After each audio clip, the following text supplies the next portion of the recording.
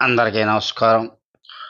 సుశీలో మాతృపుణ్యేన పితృపుణ్యేన బుద్ధిమాన్ ధార్మికో పూర్వపుణ్యేన స్వీయపుణ్యేన భాగ్యవాన్ అన్నారు.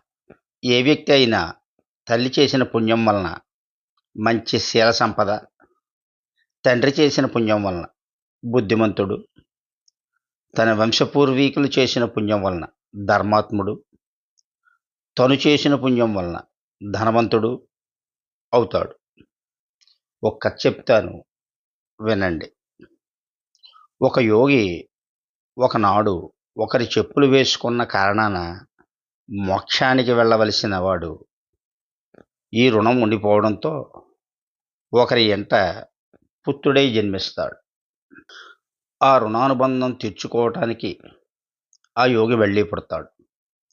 జాతకం చూసిన వారు తల్లిదండ్రులకు ఒక హెచ్చరిక చేస్తారు. ఈ బాలుడు మీకు చాలా తక్కువ రుణపడి ఉన్నాడు. అతని చేతి నుంచి పైసా కూడా తీసుకోకండి. అతడికి అన్నీ సమకూర్చండి అని చెప్తాడు. నాటి నుంచి తల్లిదండ్రులు కుమారుడి నుంచి ఏమీ ఆశించకుండా పెంచుతారు. పూర్వజన్మ గుర్తున్నందువలన అతడు వారి రుణం తీర్చే ప్రయత్నం చేస్తూనే ఉంటాడు. పెద్దయ్యాక తండ్రి కుమారుడిని రాజుగారి కొలువుకు తీసుకుపోయి ఉద్యోగం ఇమ్మని అడుగుతాడు. రాజు రాత్రి గస్తీ ఉద్యోగం ఇస్తాడు. అప్పుడు ప్రతి జాముకి ఒకసారి ఆ యువకుడు కొన్ని ఉపదేశాలను ఇస్తూ నిద్రలో ఉన్నవారికి జాగ్తే రహో అనే అర్థంలో పాడుతుంటాడు. దొంగలంటే ధనం ఎత్తుకుపోయేవారు కాదు, ఇవన్నీ కూడా దుఃఖభాజనాలే సుమ అని చెబుతుంటాడు. ప్రతి జాముకి ఇలాంటి హితవులు ఒకటి చెబుతుండేవాడు. రాజుగారికి రాజకార్యాలలో నిద్ర పట్టక తిరుగుతూ ఇవన్నీ విని ఇతడు సామాన్యుడు కాడని గుర్తిస్తాడు. మర్నాడు స్వయంగా అతని ఇంటికి వెళ్ళి రాత్రి తాను విన్న దాన్ని చెప్పి తన మనస్సుకు ప్రశాంతి పొందిందని అంటాడు. పళ్ళెంలో వెంట తెప్పించిన ధనాన్ని అతడికి అందిస్తాడు. అతడు వెంటనే ఆ ధనాన్ని తన తల్లికి ఇమ్మనగా ఆమె పుత్రోత్సాహంతో నియమం మరిచిపోయి ఆ పళ్ళెం తీసుకుంటుంది. వెంటనే అతడు తను విడిచి ముక్తిని పొందుతాడు.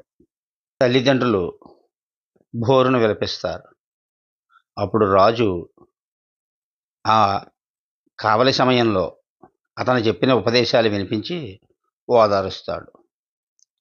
ఇవి మాత్రం మళ్ళీ మళ్ళీ చదువుకుని గుర్తుపెట్టుకుని మీరు పుత్రశోకాన్ని మర్చిపోండి అని చెబుతాడు. అందులో కొన్ని: తస్మాత్ జాగ్రత్త జాగ్రత్త, మాతా నాస్తి పితా నాస్తి, నాస్తి బంధు సహోదర, అర్థం నాస్తి గృహం నాస్తి, తస్మాత్ జాగ్రత్త జాగ్రత్త. అంటే తల్లి, తండ్రి, బంధువులు, అన్నదమ్ములు, ధనము, ఇల్లు ఇవన్నీ మిథ్యయే. ఇవి ఏమీ నిజంగా లేవు.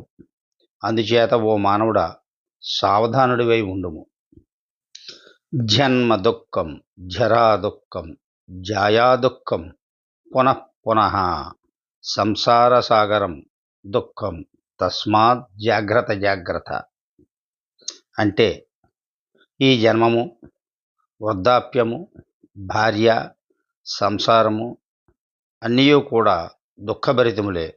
కావున ఓ మానవుడా, సావధానుడివై ఉండుము.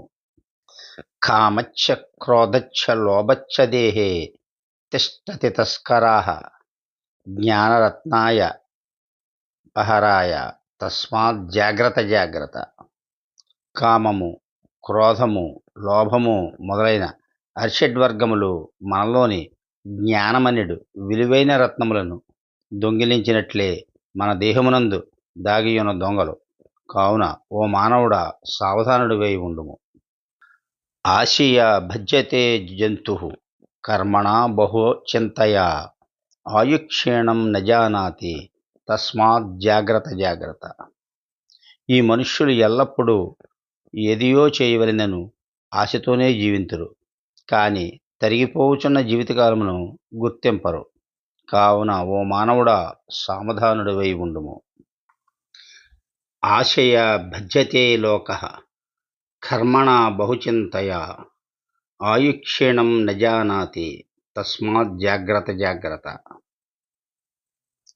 సంపద స్వప్న సంకాశ యవ్వనం కుసుమోపమం విద్యుచ్చంచలం ఆయుషం తస్మాత్ జాగ్రత్త జాగ్రత్త. మన సంపదలన్నీ ఒక స్వప్నం లాంటివి, అంటే అశాశ్వతాలు. యవ్వనం అనేది ఒక పువ్వుతో సమానం, అంటే ఎప్పుడు వాడి రాలిపోతుందో తెలియదు. అలాగే ఆయుష్ కూడా మెరుపుతీగల చంచలమైంది. కాబట్టి మానవులారా జాగ్రత్తగా ఉండండి. క్షణం విత్తం క్షణం చిత్తం క్షణం జీవితమావయో యమస్య కరుణా నాస్తి తస్మాత్ జాగ్రత్త జాగ్రత్త. ధనం, బుద్ధి, జీవితం ఇవన్నీ క్షణభంగురాలు. మన ప్రాణాలని తీసుకుని వెళ్ళడానికి వేచి ఉన్న యముడు అస్సలు ఏమాత్రం దయచూపడు. కాబట్టి మానవులారా జాగ్రత్తగా ఉండండి. యావత్ కాలం భవేత్ కర్మ తావత్ తిష్టతి జంతవః తస్మైన్ క్షీణే వివస్యంతి తత్ర కా పరివేదన.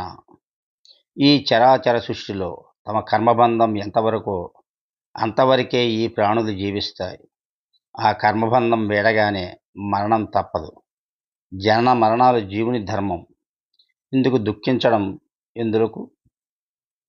రుణానుబంధ రూపేణ పశు పత్ని సుతాలయ రుణక్షయే క్షయం యాంతి తత్ర కా పరివేదన.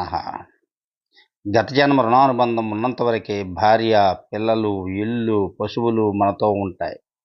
బంధం తీరగానే ఇవన్నీ నశించిపోతాయి. ఇందుకు దుఃఖించడం ఎందుకు? పక్వాని తరుపర్ణాని పతంతి క్రమశో యథా తదైవ జంతపః కాలే తత్ర కా పరివేదన. చెట్టు నుండి పండిన ఆకులు ఏకంగా ఎలా రాలిపోతాయో అలాగే ఆయువు తీరిన ప్రాణికి మరణం తథ్యం. ఇందుకు దుఃఖించడం ఎందుకు? ఏకవృక్ష సమారూఢ నానాజాతి విహంగామ ప్రభతే క్రమశో యాంతి తత్ర కా పరివేదన.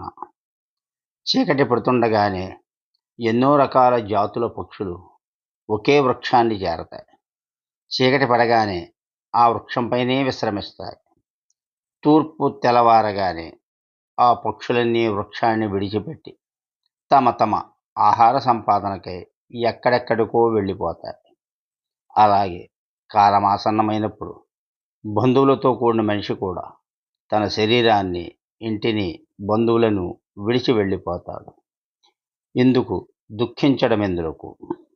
కాబట్టి మానవులారా తస్మాత్ జాగ్రత్త జాగ్రత్త. సర్వే జన సుఖినో భవంతు. Please like, share and subscribe.